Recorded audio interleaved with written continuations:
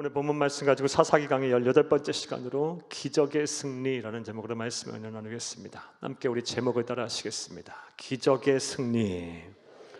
한 번 더 따라 하시겠습니다. 기적의 승리. 네, 고맙습니다. 감사합니다. 지난 시간에 우리는 하나님께서 미디안과의 전쟁을 앞두고 염려와 근심으로 밤낮 이루지 못하고 있는 기드온에게 강한 확신을 불어넣으셔서 두려움이 변하여 담대함으로 기드온이 변한 그런 모습을 보면서 우리가 은혜를 나눴습니다.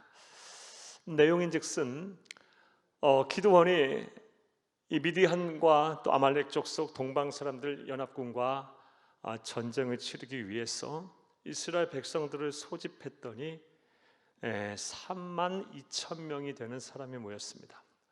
그리고 상대편 진영은 13만 5천 명이고요. 너무나도 전력의 약세가 뚜렷합니다. 그런데 하나님께서는 이 3만 2천 명도 많다고 말씀하시면서 두 차례에 걸쳐서 300명으로 줄여버리셨어요. 300대 13만 5천. 이거 도저히 이길 수가 없는 싸움 아닙니까?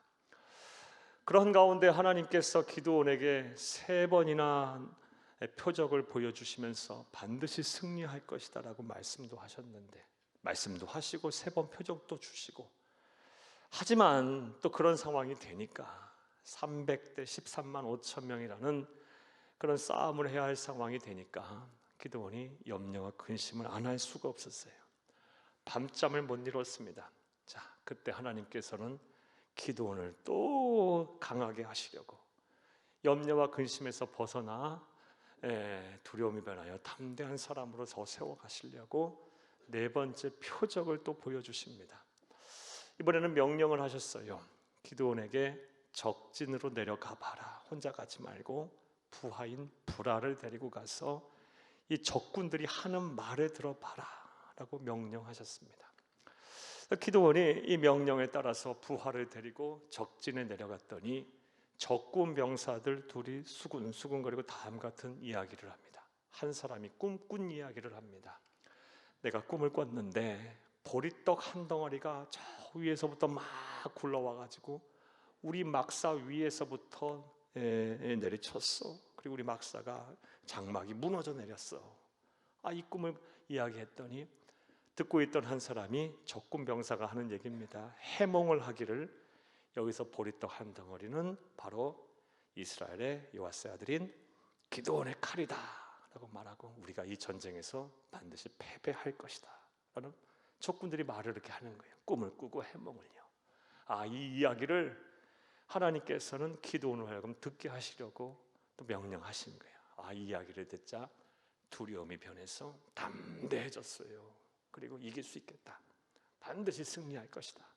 반드시 하나님 우리와 함께 하셔서 이 전쟁을 우리가 이긴다 라는 확신을 갖고 돌아오게 됐습니다. 사랑하는 여러분, 이런 하나님, 저와 여러분의 하나님이시기도 합니다. 기드온을 강하고 담대하게 하신 하나님, 두려움이 변하여 담대함으로 약한 것이 변하여 강하게 하신 그 하나님은 어제 오늘의 영원토록 동일하신 분이시고 우리의 하나님이십니다. 설령 지금의 염려와 근심 그리고 두려움으로 인해서 사는 것이 넉넉하지 않으신 분들 계신다면, 마음의 평화도 없고 기쁨도 없고 감사도 없고 앞이 깜깜하시다면, 답답하시다면, 오늘 말씀을 듣고 또 하나님께서 함께 하시는 은혜를 통해 여러분 두려움이 변하여 기드온처럼 담대해지기를, 약한 것이고 약함이 변하여 강해지기를 간절히 주의 이름으로 축복합니다. 그렇다면 우리가 어떻게 하면 우리 두려움을 떨쳐버리고 담대한 자로 거듭날 수 있을까요? 지난 시간에 우리는 이 하나님께서 이 기드온을 강하고 담대하게 하시려고 보여주셨던, 듣게 하셨던 이 꿈과 해몽을 통해서 그 방법을 생각해 보며 은혜 나눴어요. 먼저 우리가 보리떡이 되어야 한다라는 말씀을 드렸어요. 여기서 보리떡은 무엇을 상징합니까? 물론 기드온을 상징하지만요, 보리떡은 아주 당시 상황으로 볼 때는 귀한 식자재가 아니었어요. 낮고 천한 음식, 가축이나 먹는 사료에 가까운 음식이었어요. 그런 것이 떡이 되고 한 덩어리가 됐다. 우리도 하나님 앞에서, 또 세상 앞에서 낮아져야 합니다. 그래야 하나님이 쓰십니다. 내가 낮아지고 내가 죽고 내가 부서지고 내가 깨어져야 하나님의 능력이 나와 함께해서 나는 약해지되 하나님이 나를 강하게 하셔서, 사랑하는 여러분, 나의 약함은 하나님의 능력으로 감추어지고 내 모든 염려와 근심은 사라지게 되는 겁니다. 사랑하는 여러분, 하나님 앞에 철저하게 낮아지세요. 낮아지는 자는 하나님의 도움을 구하게 돼 있어요. 하나님의 능력을 그리고 간구하세요. 여러분이 하나님 앞에 낮아지고 나는 내 힘으로 할 수 없어요. 이제 나는 하나님밖에 없어요. 나를 도와주셔야 돼요. 나와 함께 하셔야 합니다. 내 문제를 해결하셔야 합니다. 나를 지키셔야 합니다. 나에게 지혜를 주셔야 합니다. 나에게 살 길을 예비하셔야 합니다. 나를 도와주셔야 합니다 하고 하나님 앞에 낮아지고, 그런 낮아짐을 가지고 하나님께 기도하고 나아가면 하나님은 반드시 저와 여러분을 버리지 아니하시고 여러분의 염려와 근심을 거두어 가실 만큼 여러분의 삶의 문제를 해결하실 것입니다.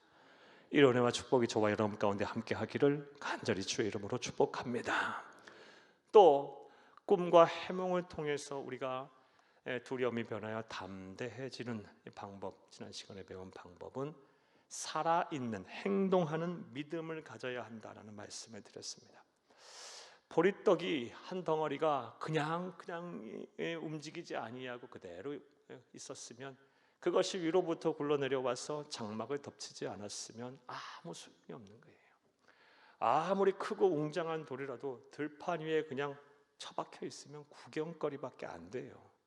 하지만 그렇게 크지 않은 모난 돌이라 할지라도 저 산 위에서부터 굴러내려오면 그거는 어마어마한 살상무기가 되는 거예요. 위력이 있는 거예요. 우리의 믿음도 마찬가지입니다. 우리의 믿음이 그냥 행함이 없는, 그냥 죽은 채로 영혼 없는 사람처럼 그렇게 있다면 하나님의 역사가 안 나타나요. 하나님의 여러분의 문제를 하나님의 능력으로 여러분 문제가 해결받기 원하십니까? 그래야 한다면 행함이 있는 그런 믿음을 하나님 앞에 보이세요. 주저하지 말고 하나님께서 말씀하실 때 순종하고 그 말씀대로 하나님께 모든 삶을 맡기고 나아가면 반드시 하나님께서 저와 여러분을 높이실 것이고 강하게 하실 것이고 담대하게 하실 것입니다. 내 능력이 아닌 하나님의 능력으로 이 세상의 문제를 해결해 가게 하실 거예요. 이런 은혜와 시차인 저와 여러분 가운데 가득하기를 간절히 주의 이름으로 축복합니다. 자, 여기까지 지난 시간의 말씀이었습니다.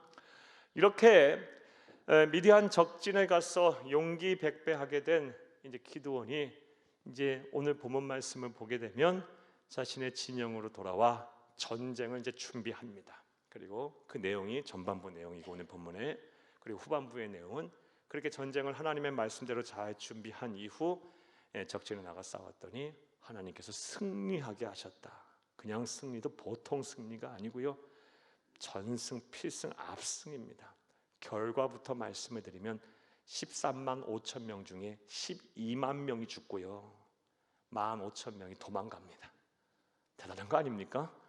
네, 이런 저와 여러분 가운데도 오늘 말씀을 듣고 우리가 치르는 이 영적 전쟁, 영적 싸움에서 기드온의 승리처럼 우리에게도 필승전승 압승이 있기를 간절히 주의 이름으로 축복합니다. 자, 먼저 오늘 본문 말씀 15절부터 18절까지 말씀을 읽겠습니다. 15절에서 18절 말씀은 기드온이 적군 병사들이 말하는 꿈과 해몽을 듣고 돌아와서 한 일입니다. 함께 읽겠습니다. 기드온이 그 꿈과 해몽하는 말을 듣고 경배하며 진영으로 돌아와 이르되 일어나라, 여호와께서 미디안과 그 모든 진영을 너희 손에 넘겨주셨느니라 하고. 아멘. 15절 말씀에 보면 먼저 기드온이 적진에서 용기 백배하고 돌아와서 한 일 두 가지가 나옵니다. 첫 번째가 무엇입니까? 경배하고, 경배를 했어요. 경배하다는 말이 뭘까요? 더 정확한 표현, 히브리어 원어 성경을 보게 되면요, 즉시라는 부사어가 있어요. 즉시 경배하고, 공동 번역본에도 즉시 경배하고라는 말이 있어요. 그러니까 돌아오자마자 즉시 경배하고, 뭐예요? 즉시 예배하고, 다 만사 제쳐두고 예배부터 드린 거예요. 자, 이것이 제일 먼저 한 일이고요. 그 다음에 두 번째로 한 일이 뭘까요? 15절 말씀에 보게 되면 이스라엘 진영으로 돌아와 이르되 일어나라, 여호와께서 미디안과 그 모든 진영을 너희 손에 넘겨주셨느니라 하고. 혼자서 독백한 얘기입니까? 아니죠. 온 회중을 불러 모았겠죠. 그리고 나서 일어나라, 일어나라, 여호와께서 미디안과 그 모든 진영은 너희 손에 넘겨주셨느니라. 승리에 대한 확신을 불어넣었어요. 일장 연설을 했을 거라고 봐요. 승리에 대한 확신을 가지고 일어나자, 여호와께서 우리에게 이 미디안과 그 연합군들을 우리 손에 붙이셨다, 우리가 반드시 승리할 것이다 라고 승리를 확신하는 선언 연설을 했을 거예요. 자, 그 다음에 또 무엇을 했을까요? 16절 함께 읽겠습니다. 300명을 세 대로 나누어 각 손에 나팔과 빈 항아리를 들리고 항아리 안에는 횃불을 감추게 하고. 아멘. 자, 16절 말씀에 보면 이제 세 번째로 한 일이 나옵니다. 세 번째로 뭘 했습니까? 이제 싸우기 위해서 군대를 이제 배분을 했어요. 그리고 무기를 주어줬어요. 자, 300명을 세 대로 나눴다. 100명씩 분리를 하고요. 자, 무기를 그들의 손에 주어졌는데 칼을 주어졌습니까? 활을 주어졌습니까? 창을 주어졌습니까? 물맷돌을 주어졌습니까? 아니요, 전혀 그런 게 아니라 뭘 그들의 손에 주어졌어요? 나팔. 여러분, 나팔 갖고 어떻게 싸우죠? 또 빈 항아리, 그리고 빈 항아리 안에 횃불을 감추게 하고, 이 세 가지 무기를 300명을 100명씩 나누어서 가지게 했어요. 이건 싸우러 가는 게 아니에요. 일반 상식적으로 볼 때는. 어찌됐든 이건 하나님의 명령이었고, 이런 명령을 이스라엘 백성들에게 준행케 했어요. 자, 세 번째로 한 일 기억하시죠? 군사를 분류하고, 그리고 그들에게 싸우러 갈 무기, 무기 같지 않은 무기입니다. 나팔과 빈 항아리, 그리고 항아리 안에 횃불을 그들 손에 들게 했습니다. 자, 또 네 번째로 한 일이 뭘까요? 17절 18절 함께 읽겠습니다. 그들에게 이르되 너희는 나만 보고 내가 하는 대로 하되, 내가 그 진영 근처에 이르러서는 내가 하는 대로 너희도 그리하여, 나와 나를 따르는 자가 다 나팔을 불거든 너희도 모든 진영 주위에서 나팔을 불며 이르기를 여호와를 위하라, 기드온을 위하라 하라 하니라. 아멘. 17절 18절 말씀에 보면 적진에서 돌아와서 전쟁 준비라고 하는 것이 네 번째가 무엇입니까? 나를 따라해라, 나를 보고 배워라, 내가 하는 대로 해라. 이해되셨습니까? 이 네 가지를 이게 이스라엘 백성들에게 적진에서 돌아와서 한 얘기예요. 이 네 가지 모두가 다 하나님께서 기드온에게 명령하셨을 것이고, 또 이 기드온이 그 명령에 따라 순종한 모습이라고 봅니다. 자, 이것은 이제 기드온이 하나님의 명령에 따라 이 미디안과의 전쟁을 치르기 위해서 한 준비고요. 이제 오늘날 우리에게도 이제 적용을 해보겠어요. 우리가 미디안과 싸우는 건 아니니까. 우리의 싸움은 혈과 육이 아니고 통치자들과 이 어둠의 세상 주관자들과 하늘에 있는 악한 영을 상대한다 그랬어요. 우리의 싸움은 영적인 싸움, 계속 이 영적 싸움 우리는 해야만 돼요. 우리의 주적인 사탄 마귀와의 싸움을 계속해야 돼요. 우리를 힘들고 어렵게 하는 사람이 배후에 이 악한 영들이 있고요. 또 우리를 힘들고 어렵게 하는 이 환경 뒤에 또 이 어둠의 세력들이 있고요. 또 우리 주변에 일어나는 숱하게 일어나는 이 사건 사고들 뒤에 배후에 이 하늘에 있는 악한 영들이 도사리고 있어요. 그래서 우리의 싸움은 우리 하나님께서 에베소서 6장 말씀에 영적 전쟁이다, 하나님 사탄 마귀와의 싸움이다 그랬어요. 자, 따라서 우리는 이 영적인 전쟁에서 반드시 승리를 해야 할 텐데, 우리 기드온처럼 우리가 승리를 해야 할 텐데 어떻게 하면 승리할 수 있을까? 오늘 기도원이 한 준비를 한 내용을 우리의 영적 전쟁의 준비의 과정에도 한번 적용을 한번 해보겠어요. 자, 우리가 영적 전쟁에서 승리하려면 기도원처럼 제일 먼저 무엇을 해야 합니까? 즉시 경배했어요. 기도원은 우리 또한 뭐 해야 합니까? 우선 순위에 가장 무엇을 두어야 합니까? 영적 전쟁에서 승리하려면 예배를 삶의 여러분 최우선 순위에 예배를 하나님께 두세요. 여러분의 한 주간의 삶을 여러분이 어떻게 살아야 하냐? 예배를 다 여러분의 삶의 중심에 두시고, 우리 그리스도인들은 그렇게 사는 거예요. 예배를 중심으로 여러분의 삶을 계획하는 거예요. 주 하루 일과도 그렇고 주중 일과도 그렇고 월간 계획도 그렇게 세워야 하고 연간 계획도 세워야 하고 평생 그렇게 살아야 하는 거예요. 하나님의 백성은 하나님과의 만남이 중요한 거예요. 하나님과의 교제가 중요한 거예요. 하나님께 내 마음과 정성을 다하여 예배하는 게 중요한 거예요, 여러분. 예배를 여러분의 삶의 가장 우선순위에 두고, 아무리 삶이 바쁘고 아무리 힘들고 해야 할 일이 많고, 사랑하는 여러분, 기도를 한번 생각해 보세요. 전쟁을 치러야 하는데 300명 데리고 13만 5천 명과 싸워야 하는데 얼마나 많은 준비를 해야겠어요. 얼마나 많이 분주했겠어요. 그런데 그거 잠시 내려놓고 즉시 경배하고, 기도는 이게 된 사람이었던 거예요. 우리도 마찬가지예요. 우리가 영적 전쟁에서 승리하는 영적인 강자가 되려면 예배를 삶의 가장 우선순위에 두고 나아가는 그런 성도들이 다 되어야 할 줄로 믿습니다. 기독교 2000 역사를 통해서 볼 때 시대를 막 움직이고 시대를 깨웠던 그런 영적 거장들 치고 예배를 소홀히 한 사람 한 사람도 없어요, 여러분. 전부 다 진정한 예배자였어요. 먼저 예를 한번 들어볼까요? 우리 상교교 신학의 아버지이자 감리교 창시자인 존 웨슬리는요, 새벽 4시만 되면 어김없이 일어나서 예배하고 하루 일과를 3번 예배 드리는 것을 했고요. 무디 선생님도 3시면 항상 일어나서 예배부터 시작하면서 하루를 시작했고요. 사랑하는 여러분, 한두 사람이에요. 거의 모든 영적 거장들, 모든 영적 거장에도 과언이 아니에요. 영적 거장이 된다는 것은 하나님의 손에 붙들린 사람이라는 건데, 하나님의 영이 임한 사람이라는 건데, 하나님의 영이 어떻게 예배를 소홀히 한 자에게 임합니까? 사랑하는 여러분, 하나님께 경배하는 것, 먼저 예배를 여러분의 삶의 최우선 순위에 두고 우리가 산다면, 우리가 하나님 나라 가는 그날까지 치를 이 영적인 싸움에서 필승전승 압승할 줄로 믿습니다. 한번 따라 하시겠습니다. 그리스도인의 삶의 최우선 순위는 예배이다. 한번 더 따라 하시겠습니다. 그리스도인의 삶의 최우선 순위는 예배이다. 그건 정말 영원불멸의 진리예요. 목사도 성도고 여러분도 성도죠. 예배 소홀히 하고 예배 엉터리를 드리는 목사들 많거든요. 저도 만약 그러하다면 저도 엉터리가 되는 거예요.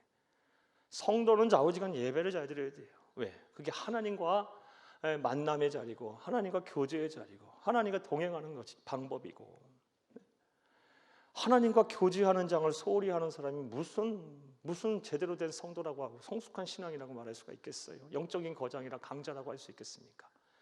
예배를 잘 드려야 돼요. 예배. 따라서 예배드리는 태도만 봐도, 예배드리는 습관만 봐도, 예배드리는 자세만 봐도 우리는 그 사람의 신앙의 수준을 알 수 있어요. 사랑하는 여러분, 물론 우리가 누구에게 보이기 위해서 신앙생활하는 건 아니에요. 그것 또한 외식이니까요. 그러나 하나님은 분명히 우리의 중심을 보실 거예요. 여러분, 진정한 예배자들이 다 되셔서, 삶의 최우선 순위의 예배를 드리는 그런 예배자들이 다 되셔서 영적 전쟁에서 승리하는 영적 강자들이 다 되시기를 다시 한번 간절히 주의 이름으로 축복합니다. 또 두 번째로, 이 기드온의 사례를 통해서 우리가 영적 전쟁에 승리하려면 어떤 준비를 해야 할까요? 기드온이 두 번째로 한 것이 무엇입니까? 승리에 대한 확신을 가졌어요. 그리고 그것을 사람들 모아놓고 일어나자 하나님께서 너희들에게 미디안 족속을 너희들에게 붙이셨다. 너희 손에 붙이셨다. 반드시 승리하게 될 거다. 그 자신부터 먼저 승리를 확신했고 다른 사람에게도 승리 확신을 갖도록 믿음을 불어넣었어요. 우리도 마찬가지예요. 우리도 영적 정신에 승리하려면 이 승리에 대한 강한 확신이 있어야 돼요. 예. 사랑하는 여러분, 여러분에게 한번 여쭤보겠어요. 지금 여러분 하나님의 능력이 여러분과 함께 하신다면 지금 여러분이 뛰어넘어야 할 인생의 장애물 뛰어넘을 확신이 있으십니까? 예, 고개만 이렇게 끄덕끄덕 하지 말고 강한 확신으로 아멘 하셔야죠. 다시 한번 여쭙겠어요. 지금 여러분을 힘들게 하고 어렵게 하는 그것이 무엇이 됐든 간에 그 인생의 모든 장애물, 모든 우리 문제의 답이 되시는 하나님이 함께 하신다면 반드시 그 뛰어넘을 확신이 있으십니까? 이 강한 확신 갖고 사는 거예요. 그래야 영적 전쟁에서 승리하는 거예요. 이 강한 그리스도인의 강한 승리에 대한 확신이 왜 우리에게 중요한지는요, 히브리서의 말씀에서 하나님께서 분명 말씀하셨어요. 히브리서 3장 14절을 함께 읽겠습니다. 우리가 시작할 때 확신한 것을 끝까지 견고히 잡고 있으면 그리스도와 함께 참여한 자가 되리라. 아멘. 우리가 시작할 때 확신한 것을 끝까지 견고히 잡고 있으면, 대체로 모든 사람들이 시작할 때 확신이 강해요. 그렇죠? 근데 살다가 이리 치고 저리 치고 이리 부닥치고 저리 부닥치고 막 이 현실의 벽에 그냥 마주하게 되면요, 계속해서 이 확신이 사라져요. 나중에는 그 확신이 어디 다 사라져 버리고 처음 품었던 그 믿음, 그 생각, 그 마음들은 다 없어져 버리고 그렇대요. 그런데 시작할 때 확신한 것을 끝까지 견고히 잡고 있으면 그리스도와 함께 참여한 자가 되리라. 우리가 끝까지 강한 확신을 갖고 있다면 예수 그리스도가 우리와 함께 한다는 거예요, 여러분. 우리의 관건은 거기에 달려 있는 거예요. 지금 이제 연말이 다 돼가고 있어요, 여러분.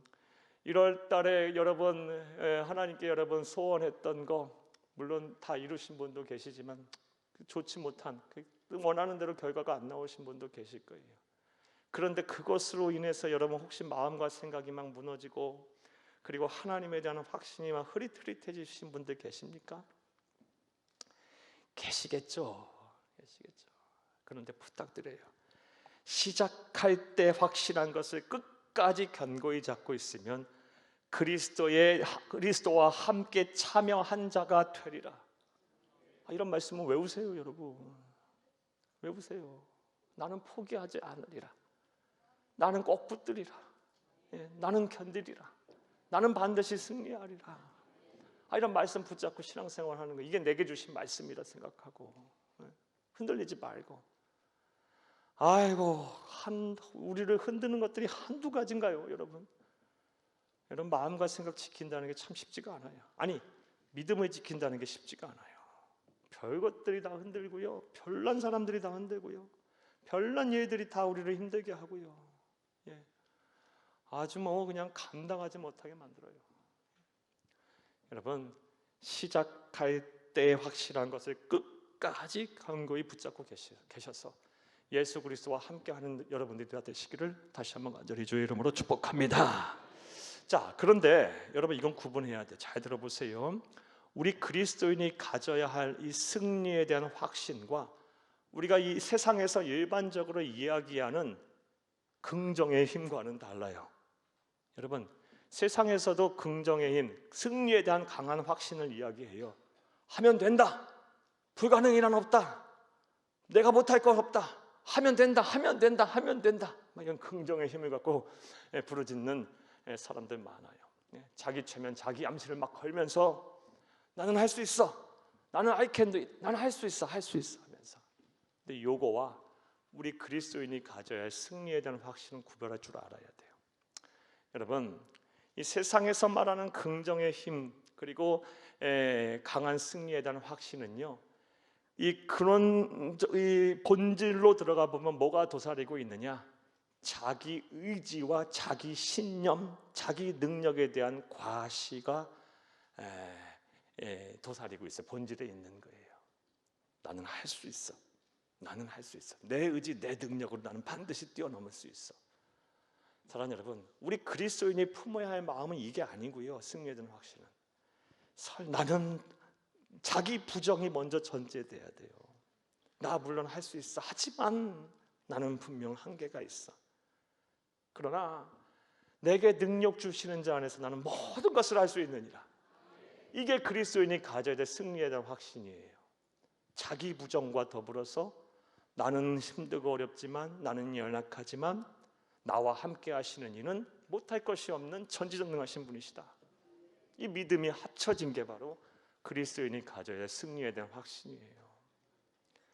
여러분, 성경과 기독교 2000 역사를 통해 지금도 일하시고 앞으로 예수 다시 오실 때까지 일하실 텐데, 하나님이 쓰시는 사람은요, 자기 의지, 자기 신념이 그냥 꼿꼿하게 살아있어서 하나님 없어도 돼 이런 사람은 안 써요. 설령 그런 사람을 하나님 쓰시려면요, 엄청 두드려 패요. 막 소금 팍팍 쳐갖고 그냥 김장할 때 그 배추 그냥 그 억센 거를 다 순하게 만드시듯이요, 누군가에게 막 질병을 주고, 누군가는 막 그냥 진로의 길을 막고, 진학의 길을 막고, 누군가는요 막 사업에 어렵게 실패를 하게 하고, 누군가는 뭐 뜻한 바도 안 되게 해갖고 막 꺾어. 저도 많이 맞아본 사람이라서 알아요. 그러고 나서 하나님 앞에 섰을 때, 하나님, 나 이제는 안 되겠어요. 나를 도와주셔야 하고 나와 함께 하셔야 돼. 나는 그러면 못할 것이 없어요. 이게 그리스도인이 누려야 될 승리에 대한 확신이에요. 이 구분하셔야 돼요. 긍정의, 세상에서 말하는 긍정의 힘과 그리스도인이 가져야 될 승리의 확신은 달라요. 이런 승리의 확신을 가진 사람이 영적 전쟁에 승리하는 거예요. 마태복음 14장 말씀에 보면 이것을 잘 알 수 있는 예수님의 이야기가 나와요. 마태복음 14장 28절 32절 말씀 한번 보겠습니다. 무리를 거르려 했다 빠진 베드로 이야기죠. 함께 보겠습니다. 베드로가 대답하여 이르되 주여, 만일 주님이시거든 나를 명하사 무리로 오라 하소서 하니, 오라 하시니 베드로가 배에서 내려 무리로 걸어서 예수께로 가되 30절 바람을 보고 무서워 빠져가는지라 소리질러 이르되 주여 나를 구원하소서 하니, 예수께서 즉시 손을 내밀어 그를 붙잡으시며 이르시되 믿음이 작은 자여 왜 의심하느냐 하시고 배에 함께 오르매 바람이 그치는지라. 아멘. 성경에 자세히 베드로의 심정이 다 기록이 안 돼서 정확히 알 수 없겠지만 이 말씀 보면 베드로가 어떠한 감정의 변화, 생각의 변화를 겪었는지 추측해 보는 거 그렇게 어렵지 않아요. 처음에 무리를 걸었을 때 예수님도 걷는데 나도 걷을 수 있겠네. 예수님과 자신을 같이 본 거예요. 교만한 거죠, 여러분. 물론 그런 마음도 있고, 예수여 나도 걷게 하옵소서라는 그런 마음도 있었을지 몰라요. 자, 그런데 그러다가 뭘 보기 시작해요? 예수를 안 보고 바람을 보고 풍랑을 보니까 그냥 하염없이 물속으로 빠져드는 거예요. 사랑하는 여러분, 예수를 바라보며 내게 능력 주시는 자 안에서 난 모든 것을 할 수 있습니다. 이 강한 승리의 확신을 가지세요. 그러면 사랑하는 여러분, 하나님께서 반드시 여러분을 높이셔서 여러분을 강하게 하셔서 우리가 하나님 나라 그날까지 치를 이 영적 전쟁에서 반드시 필승전승 압승하게 하실 것입니다. 이런 은혜와 축복이 저와 여러분 가운데 함께하기를 간절히 주의 이름으로 축복합니다. 우리가 또 외워야 할 말씀 함께 읽겠습니다. 빌립보서 4장 13절을 함께 보겠습니다. 내게 능력 주시는 자 안에서 내가 모든 것을 할 수 있느니라. 아멘. 기드온이 가졌던 승리의 확신, 내게 능력 주시는 자 안에서 나는 할 수 있다. 나는 못한다. 하지만 내가 어떻게 300명 데리고 13만 5천 명 싸워 이기냐? 이게 가능한 일이냐? 나는 못한다. 하지만 내게 능력 주시는 자 안에서 난 모든 것을 할 수 있느니라. 그러면서 일어나자! 하나님께서 저 위대한 족속 우리에게 붙이셨다라고 선언한 것입니다. 또 세 번째로 우리가 기드온이 한 전쟁 준비를 통해서 우리가 어떤 것을 본받아야 영적 전쟁에 승리할 수 있을까요? 세 번째로 이 복음으로 무장이 돼야 합니다. 자, 이게 무슨 얘기냐? 하나님께서 기드온에게 300명을 세 대로 나누고 100명씩 나누고 싸우기 위해서 전쟁에 나가게 하면서 그들의 손에 들려준 것은 뭐예요? 뭡니까? 나팔. 그리고 또 뭡니까? 빈 항아리, 그 안에 횃불. 이 세 가지를 들려줬어요. 여러분, 이 나팔과 빈 항아리와 그리고 이 횃불은 무엇을 상징할까요? 성경에서 나팔은 주로 믿음 혹은 순종을 상징합니다. 믿음 혹은 순종이에요. 여러분, 나팔을 뿡 하고 불어요. 언제 봅니까? 막 승리를 선언할 때, 하나님이 함께 하신다는 것을 막 나타낼 때, 그게 나팔을 불면 하나님이 함께 하신다는 믿는 거예요. 또 언제 또 나팔을 봅니까? 신호를 보낼 때, 나를 따르라, 전진하자. 그럴 때 뿡 부르면 그 나팔 소리에 듣고 순종해야 따라가는 거지. 그 나팔은 뭘 상징한다? 믿음 혹은 순종을 상징해요. 자, 그러면 항아리는 뭘 상징할까요? 오늘 우리에게 있어 항아리는 나의 마음과 생각을 상징하는 거예요. 자, 그런데 그 항아리가 어떤 항아리예요? 오늘 본문 말씀에 보게 되면 빈 항아리. 마음과 생각이 텅 비어 있는 거예요. 텅 비어 있는 거. 이 텅 비어 있다는 게 공허하다가 아니고 허무하다. 그래서 텅 빈 게 아니고 외롭고 쓸쓸해서 텅 비어 있는 게 아니고, 앞서 말씀드린 대로 나는 이제 어쩔 수 없어요. 하나님이 해주셔야 돼요. 그래서 갈급한 심령, 하나님의 도움을 구하는, 하나님의 함께 하심을 간절히 사모하는, 하나님 나와 도와주셔야 돼요. 그런 갈급한 심령의 말이에요. 상한 심령. 자, 그리고 횃불은 뭘 상징할까요? 횃불은 진리 혹은 하나님의 말씀 혹은 복음을 상징합니다. 자, 그러니까 이것들을 그들의 손에 붙여주셨다는 것을 이제 종합을 해보면, 오늘 우리에게 또 적용을 해보면 이렇게 할 수 있겠죠. 먼저 하나님의 말씀에 하나님이 함께 하신다는 믿음을 가지고 그 말씀에 순종하면서 우리 안에, 우리의 이 텅 빈 마음에 무엇을 채워 넣어야 하는 거예요? 복음은 예수 그리스도예요. 내 안에, 내 마음과 생각에 우리 주님을 채워 넣는 거예요. 못할 것이 없고 모든 것을 아시고 또 나보다 나를 더 사랑하시고, 그 예수, 나의 삶의 주인, 나의 생명의 주인이 되신 그 예수, 나를 가장 선하고 바른 길로 인도하실 그 예수를 내 마음에 채워 넣는 거예요. 뭘 가지고? 믿음과 순종함으로. 그렇게 복음으로 무장하다는 거, 한마디로. 그렇게 하면 어떻게 할 수 있다? 영적 전쟁에서 승리할 줄 믿습니다. 그리고 나서 여러분이 해야 할 일을 하세요. 마음과 생각을 그렇게 지키면서. 사탄 마귀는 끊임없이 우리의 마음과 생각을 어지럽힐 거예요. 괴롭게 만들 거고요, 힘들게 만들 거고, 염려하게 만들 거고, 포기하게 만들 거고, 막 두렵게 만들 거고, 막 아프게 할 거고, 막 남 미워하게 만들 거고, 막 후회하게 만들 거고요, 막 정죄하게 만들 거고. 그럴 때 정죄는 남에게도 정죄, 자기에게도 정죄하게 만들고 막 그렇게 할 거예요.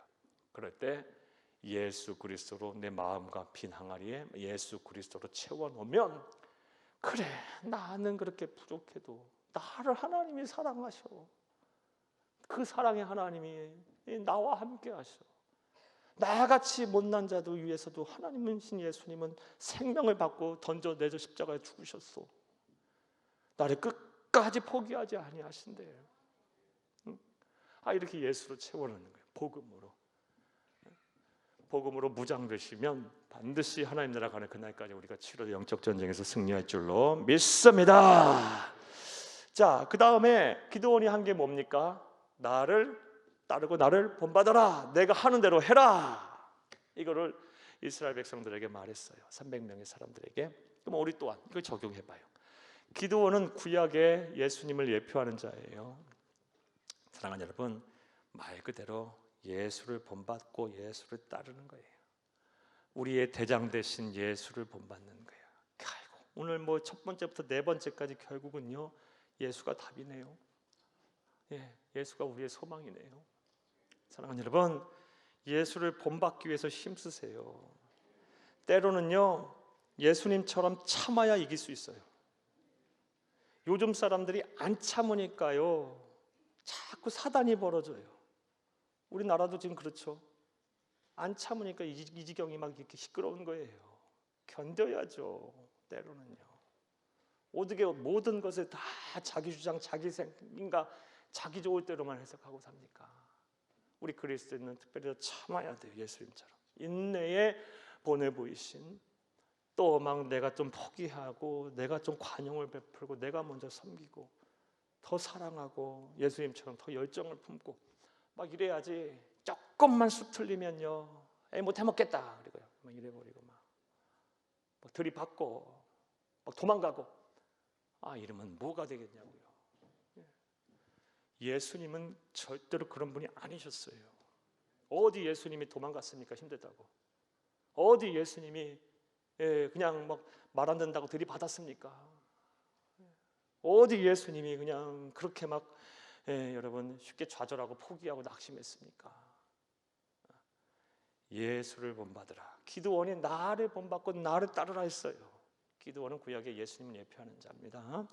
우리도 영적 전쟁에 승리하려면 예수 본받기 위해서 힘쓰세요. 여러분, 날마다 저와 여러분이 뭘 해야 되냐면, 내가 얼마나 오늘은 예수를 닮았나, 얼마나 예수 본받게 노력했나를 점검해야 돼요. 여러분 이거 하고 계십니까? 예? 내 머리에 흰머리가 몇 개나 늘었나, 내 얼굴에 주름살이 몇 개나 얼마나 생겼나. 네, 이것도 중요한데 여러분, 더 중요한 것은 내 심령에 예수가 자정하셔서 내가 얼마나 예수를 오늘 닮았나, 얼마나 예수님처럼 말했나, 예수님처럼 생각했나, 예수님처럼 행동했나를 날마다 점검해야 돼요. 그런 자는 하나님의 나라 가는 그날까지 영적 전쟁에서 필승전승 압승하는 영적 강자가 될 겁니다. 이러한 은혜와 시천이 저와 여러분 가운데 함께 하기를 간절히 주의 이름으로 축복합니다. 신약의 말씀에 보면 이것을 기가 막히게 전한 사람이 나오죠. 누굽니까? 사도 바울. 고린도전서 11장 1절을 함께 보겠습니다. 내가 그리스도를 본받는 자가 된 것 같이 너희는 나를 본받는 자가 되라. 이야, 사도 바울 어떻게 이렇게 당당하죠? 저는 아직 여러분에게 여러분들 저를 본받으세요 라고 말 못해요. 아직 그만한 인물이 안 돼요. 근데 사도 바울은 고린도 교회 성도들을 향해서 나를 본받아야, 내가 무엇하듯이 예수님을 본받듯이, 이렇게 말할 수 있는 사람은요, 정말 그렇게 살았기 때문에 그런 거 아니겠어요? 평생을. 저와 여러분도 우리의 가정에서, 또 직장과 사업장에서, 또 교우들 간에 나를 본받는, 우리 또 자녀들과 우선들에게 특별히 나를 본받는 자가 되라, 이렇게 말할 수 있는, 조금이라도 말할 수 있는 자격이 주어졌으면 좋겠어요. 여러분, 우리 그렇게 살아야 합니다. 예수를 본받아야 돼요. 예수를 본받아야 영적 전쟁에 승리할 수 있습니다. 자, 한번 정리해 보겠습니다. 기드온이 이 전쟁을 준비하면서 제일 먼저 한 것이 무엇입니까? 즉시 하나님께 경배했고, 그 다음에 승리에 대한 확신을 가졌고, 나아가서 하나님께서 명령하신 대로 백성들을 3대로 나누고, 300명을 3대로 나누고, 세대로 나누고, 그들의 손에 나팔과 빈 항아리와 항아리 속에 횃불을 들게 했어요. 그리고 나서 나를 본받아라, 나를 따르라 라고 말했습니다. 자, 이렇게 전쟁 준비는 끝났어요. 이제 쳐들어갈 일만 남았어. 공격할 일만 남았고, 이제 오늘 후반부의 말씀을 보게 되면 이 공격에 이제 승리하게 됩니다. 이제 그 내용을 함께 보겠습니다. 오늘 본문 말씀 우리 19절부터 25절을 함께 쭉 보겠습니다. 기드온과 그와 함께 한 100명이 이경초의 진영 근처에 이른즉 바로 파수꾼들을 교대한 때라. 그들이 나팔을 불며 손에 가졌던 항아리를 부수니라. 아멘. 자, 드디어 공격 시작. 몇 시에 시작했습니까? 이경이 몇 시일까요? 여러분, 우리 조선 시대는요 밤을 5경으로 나눴어요. 5으로 나눴고요. 구약 시대에는 밤을 삼경 셋으로 나눴어요. 구약 시대의 기준은요, 물론 조선 시대도 마찬가지인데 해 질 때부터 시작해서 해 뜰 때까지, 이게 기준이고요. 해 질 때부터 해 뜰 때까지를 셋으로 나눴는데 초경이 언제냐? 해가 질 때부터 시작해서 밤 10시까지, 이게 초경. 그리고 밤 10시부터, 조선시대 말고 구약시대 지금 말하고 있는 겁니다. 셋으로 나누는 거. 10시부터 새벽 2시까지가 이경, 그 다음에 새벽 2시부터 해 뜰 때까지가 삼경. 자, 그러면 이경초에 기습을 했어요. 야습을 했어요. 그러면 이경초는 몇 시쯤 됐을까요? 밤 10시, 11시 반, 10시, 11시 그 사이겠죠. 그때 쳐들어갔어요. 아우, 밤 10시, 11시면 대낮인데 그럼 우리 얘기고 지금. 여러분 뭐 유럽이나 뭐 미국이나 이런 데만 가봐도, 캐나다 이런 데만 가봐도 밤 10시면 깜깜해요. 7시부터 애들 재워요. 그리고 이 시대는요, 뭐 불이 있어요, 뭐가 있어요? 아무것도 없죠. 해지면 그냥 다 자는 거예요. 깜깜한 거예요. 하루가 끝나는 거예요. 우리도 저 농어촌 가면 어르신들 그렇게 사시잖아요. 새벽부터 막 일하시잖아요. 이 유럽을 여행한 이 여행자들이 아무리 유럽에 가봐도 이 밭이 있고 논이 있는데 낮에 가보니 일하는 사람이 하나도 없더라는 거예요. 여러분 가보시면 아실 거예요. 그렇게 저 초원이 막 펼쳐져 있고 막 할 일이 막 태산 같아 보이는데 일하는 사람이 하나도 없어요.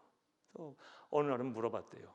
왜 어떻게 일도 안 하면서 그렇게 수확을 하고 어떻게 이렇게 좋은 땅에서 일도 안 하고 그렇게 게으르냐고. 그러니까 웃으면서 몇 시에 나와서 봤냐고. 그러니까 한번 10시쯤 나와서 봤다고 하니까 그때는 밥 먹고 들어가는 시간이라고, 가서 쉬는 시간이라고 얘기하더래요. 새벽부터 일하는 거예요. 새벽부터.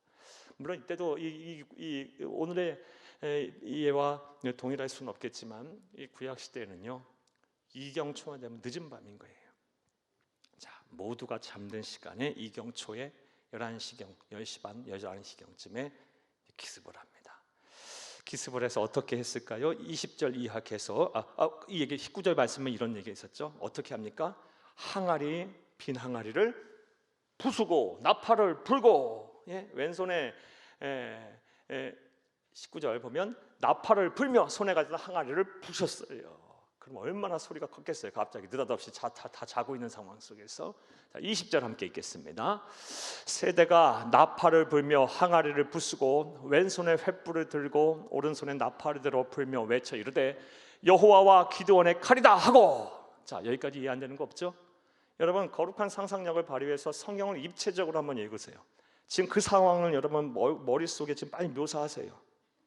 300명이 100명씩 막 뛰어들어갔는데 항아리 부수고 나팔 불고 막 이거 막 이리 뛰고 저리 뛰면서 온 막 그 진영을 휘젓고 다니는 거예요. 여러분 이해되셨어요? 묘사가 되시죠? 머릿속에 그 그림을 그리고 계시면서 성경 계속 보겠어요. 21절 읽겠습니다. 각기 제자리에 서서 그 진영을 애워싸며 그 온 진영의 군사들이 뛰고 부르짖으며 도망하였는데 난리가 났어요. 자다가 웬일이냐 이게. 그러면서 22절 300명의 나팔을 불 때에 여호와께서 그 온 진영에서 친구끼리 칼로 치게 하심으로 적군이 도망하여 살레와 베시다에 이르고 또 답밭에 가까운 아베몰라의 경계에 이르렀으며. 어떤 일이 일어났습니까? 자중질환이 일어났어요.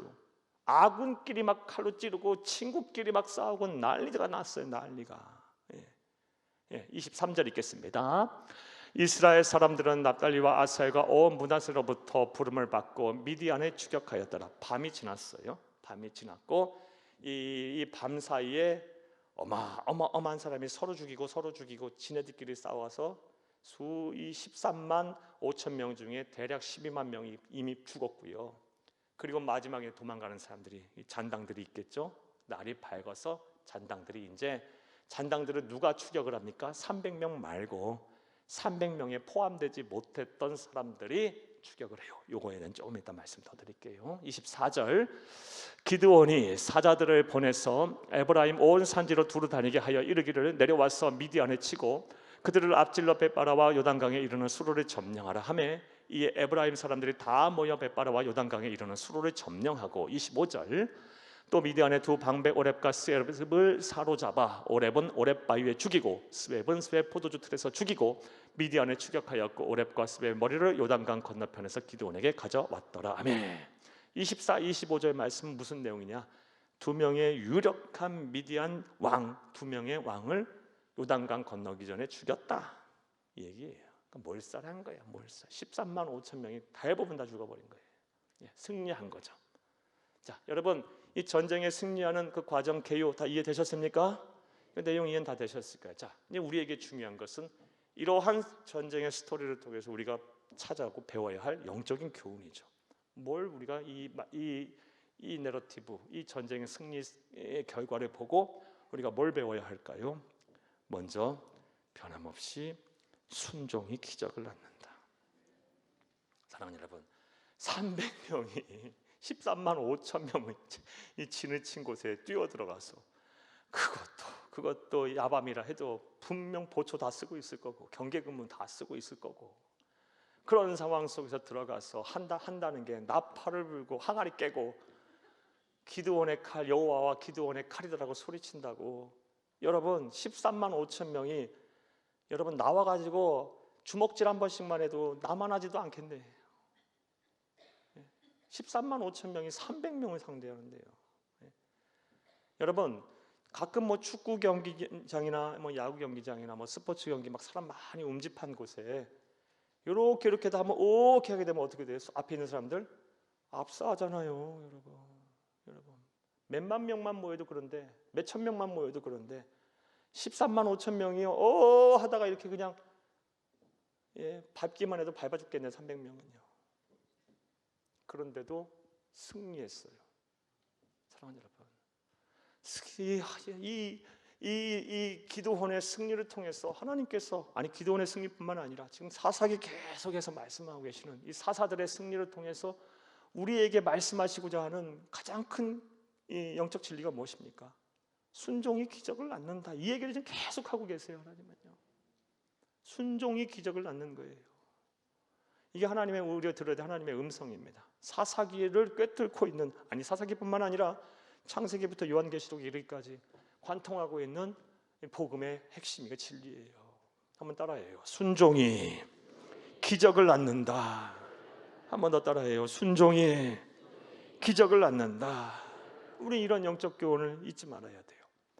또 이 기드온의 승리, 전쟁에서 승리한 결과를 보면서, 과정과 결과를 보면서 우리가 배워야 될 영적 교훈이 뭘까요? 나 자신이 깨질 때 하나님이 일하신다.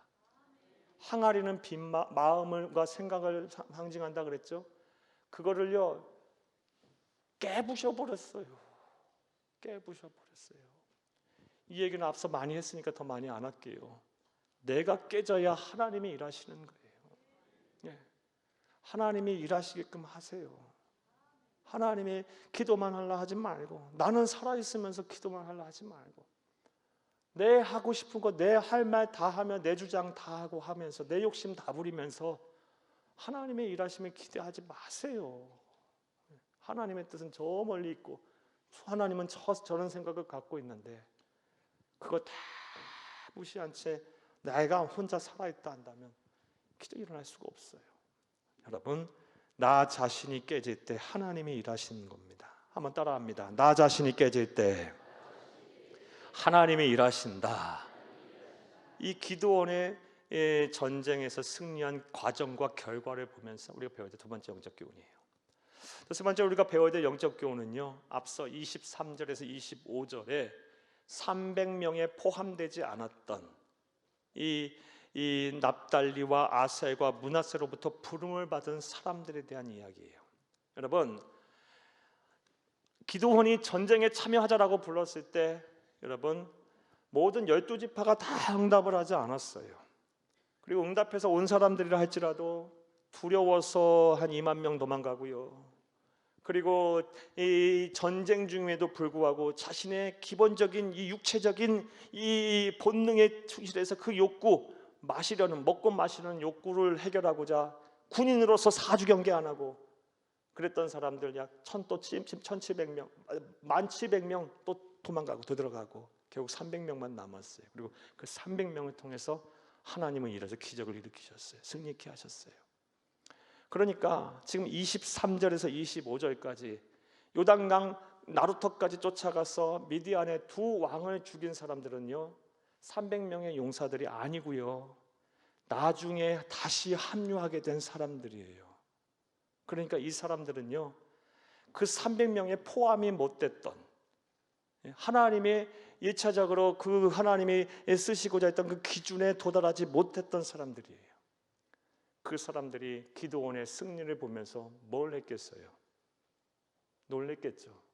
그리고 신뢰했겠죠. 그리고 나아가서 회개했겠죠. 그동안 하나님의 능력을 의심했던 것. 300명 갖고 무슨 13만 5천 명을 싸워 이긴데 방관하고 있었어요. 질 거라고 두려워하고 있었어요. 그런데 보기 좋게 이겼어요. 승리했습니다. 뭐 했겠어요? 불신앙과 이 의심의 모든 그런 것들에 대한 것을 회개했겠죠. 회개하고 했더니 또 그리고 하나님께서 기회를 주시네요. 기회를 주셔서 기드온이 다시 불러내요. 그러자 그들이 부름에 화답을 했고 그들을 통해서 두 왕들을 요단강 건너기 전에 나루턱에서 죽이는 그런 승리를 맛보게 하셨습니다. 이를 통해 우리는 어떠한 영적 교훈을 얻을 수 있습니까? 하나님 앞에 회개하고 그의 때를 잠잠히 기다리는 자들에게 다시 기회와 복을 주시는 분이 바로 하나님이시다. 하나님은 한번 핑 토라져 갖고 너는 이제 끝났어, 너하고는 나 상대 안 해, 이런 분이 아니고 내가 지금 이제를 회개하고 그땐 내가 좀 부족했어요 하나님, 그땐 내가 잘못했어요 하나님, 나는 이제 하나님의 종이고 하나님이 하시는 대로 할게요. 그리고 그 부르심에 화답하며 믿음으로 순종하면요 2차, 3차, 4차, 5차 기회를 거듭해서 주시고 또 회복시키고 또 나아가서 복을 주시는 분이에요. 성경을 보면 이것이 이런 말씀이 한두 구절입니까? 한두 구절입니까? 그러므로 지금 여러분이 그냥 어찌됐든 간에 뭐가 됐든 간에 엉망이 됐다면 여러분 이제 하나님이 끝났다고 생각하면 안 돼요. 우리는 그래서 우리에겐 소망이 중요해요. 소망. 왜 하나님께서 믿음, 소망, 사랑을 얘기했어요? 우리 그리스도인은 소망이 반드시 살아 있어야 돼요. 왜? 내 자신만 보면, 내 삶만 보면, 내 결과만 보면, 인생의 결과만 보면 절대 소망을 가질 수가 없어요. 그런데 회개하고 잠잠히 때를 기다리면 하나님은 어김없이 다시 기회를 주시고 복을 주시는 분이기 때문에 우리는 소망을 가질 수 있는 거예요. 잘 잡고 지금 어렵고 힘든 순간에 보내고 계신다면 소망 잃지 마세요. 그 소망 잃지 않으시면 또 그리고 여러분이 하실 일을 하세요. 그럼 반드시 기회를 주시고 여러분에게 복을 주실 줄로 믿습니다. 자, 한번 따라합니다. 하나님 앞에 회개하고 그의 때를 잠잠히 기다리는 자들에게 기회와 복을 주시는 하나님. 네, 고마워요. 자, 이제 말씀 맺겠습니다. 오늘 기드온의 승리를 통해서, 기적의 승리를 통해서 하나님 우리에게 많은 영적 교훈을 주셨어요. 하나님의 나라 가는 그날까지 우리 끊임없이 이 영적 전쟁을 해야 하고 이 영적 전쟁 반드시 필승전승 압승을 해야 할 텐데 이를 위해서 우리가 무엇을 해야 합니까? 삶의 최우선순위에 예배를 두세요. 그리고 승리에 대한 강한 확신을 가지세요. 여기서 말하는 승리에 대한 강한 확신은 자기 부정에 나가 하나님이 나와 함께 하시면 난 모든 것을 할 수 있다라는 믿음이 더해진 거예요. 그리고 복음으로 무장하세요. 여러분의 마음과 생각, 삶에 여러분의 인격에 예수로 채우세요. 예수를 대장 대신 예수를 본받으세요. 순종이 기적을 낳습니다. 나 자신이 깨질 때 하나님이 일하십니다. 지금은 엉망이라 할지라도 하나님이 회개하고 주께 돌아오면 거듭 기회를 주시며 또 복을 주시는 분이 하나님이십니다. 이런 하나님을 찬양합니다. 이런 하나님을 바라보기를 간절히 바랍니다. 소망 잃지 않으신 여러분 되기를 간절히 주의 이름으로 축복합니다. 축복합니다.